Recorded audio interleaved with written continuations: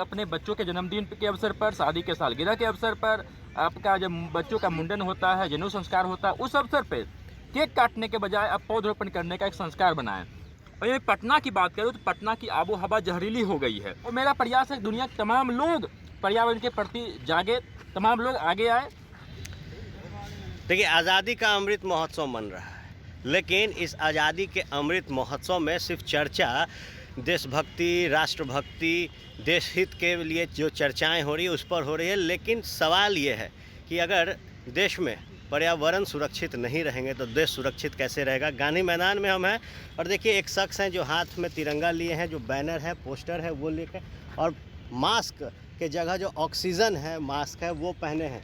क्या ज़रूरत पड़ रही है ऑक्सीजन मास्क पहनने की? जी, सबसे पहले आप तमाम दर्शकों को ऑक्सीजन मैन राजकुमार सुमन का हरित नमस्कार, हरित नमन। मैं ऑक्सीजन बचाने के लिए देश भर में लोगों को अवेयर करने के लिए ऑक्सीजन बचाओ हरित यात्रा कैंपेन चला रहा हूं। ये एक सांकेतिक डेमो कार्यक्रम है। आप देख रहे होंगे मेरे पीठ पर एक पानी का जार है और जार में पौधा रखा गया है और पौधा से O2 निकलती है और मास्क के माध्यम से मेरी नाकों तक आ रही है। मैं इस डेमो के माध्यम से बताने की कोशिश करता हूँ, देशवासियों को चेताता हूँ कि अभी आप चेत जाओ। अभी आप नहीं चेतोगे तो आने वाले समय में O2 कमी होगी, जिससे हमारे पीठ पर और हमारे बच्चों के पीठ पर ऑक्सीजन सिलेंडर हुआ करेगा। तो मैं तमाम देशवासियों से निवेदन करता हूं कि आप लोग अपने बच्चों के जन्मदिन के अवसर पर, शादी के सालगिरह के अवसर पर, आपका जब बच्चों का मुंडन होता है, जनेऊ संस्कार होता है, उस अवसर पे केक काटने के बजाय आप पौधरोपण करने का एक संस्कार बनाएं। और देखिए, मैं पूरे देश भर में 58,000 किलोमीटर की मैं यात्रा कवर कर चुका हूँ, पैदल, ट्रेन के माध्यम से, बसेज के माध्यम से, साइकिल के माध्यम से। और मेरा प्रयास है दुनिया के तमाम लोग पर्यावरण के प्रति जागे, तमाम लोग आगे आए। जब तमाम लोग आगे आएंगे तब जाके हमारा पर्यावरण संरक्षित हो पाएगा। अभी मैं पटना की बात करूं तो जब भी मैं गांधी मैदान में मौजूद हूं, ऐतिहासिक गांधी मैदान है पटना का, और यहीं से 74 का मूवमेंट, जेपी मूवमेंट की शुरुआत आगाज हुआ है। तो मैं इस गांधी मैदान से मैं आह्वान चाहता हूं देशवासियों से कि आप लोग अपने शुद्ध प्राणवायु को बचा लीजिए। और मैं पटना की बात करूं तो पटना की आबो हवा जहरीली हो गई है। यहाँ की आबो हवा में PM 2.5 की मात्रा, PM 10 की मात्रा बहुत ज़्यादा मात्रा में घुल चुकी है। शीशा की मात्रा, सल्फर की मात्रा बहुत ज़्यादा मात्रा में घुली हुई है और लोग यहाँ प्राणवायु के रूप में जहर ले रहे हैं। अगर इसी तरह से हम लोग प्राणवायु लेते रहे, जहरीली प्राणवायु, तो आने वाले 10 से 15 साल में हम लोग लंग्स कैंसर का शिकार हो सकते हैं। सवाल ये है कि कई किलोमीटर की यात्रा जो है आपने की, कितने पौधे अब तक आपने लगाए जो समाज को आप मैसेज के तौर पर बताना चाहेंगे?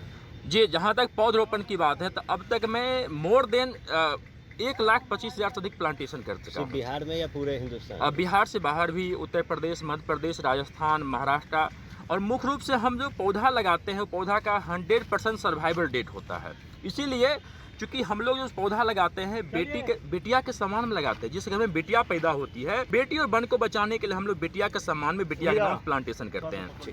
देखिए, निश्चित तौर पर एक जो सुंदर तस्वीर है सुबह सवेरे पटना के गांधी मैदान से निकलकर सामने आ रही है, जहां एक व्यक्ति ऑक्सीजन का पूरा सेटअप है वो अपने पीठ पर बांधे हुए हैं और एक समाज को मैसेज दे रहे हैं कि जन्मदिन, सालगिरह, इन तमाम चीज़ों पर केक काटने के बजाय एक पेड़ रोपें। उससे पर्यावरण जो है वो सुधरेगा, पर्यावरण की जो खूबसूरती है वो जागेगी। और जो आम समस्या इस वक्त हर एक व्यक्ति में है सांस लेने को लेकर, उसमें जो सुधार है वो आएगा। जो लंग्स हैं ह्यूमन बींग्स के, वो लंग्स काफ़ी बेहतर ढंग से फिर काम करने लगे। तो निश्चित तौर पर जो समस्याएं हैं रेस्पिरेटरी को लेकर देखी गई है और इसी क्रम में एक सुंदर मैसेज के साथ पूरे हिंदुस्तान में घूम रहे हैं। और अब तक 1,25,000 से ज़्यादा जो पौधा है बिहार, उत्तर प्रदेश, मध्य प्रदेश, कई जो राज्य हैं भारत के, उनमें इन्होंने लगाया है।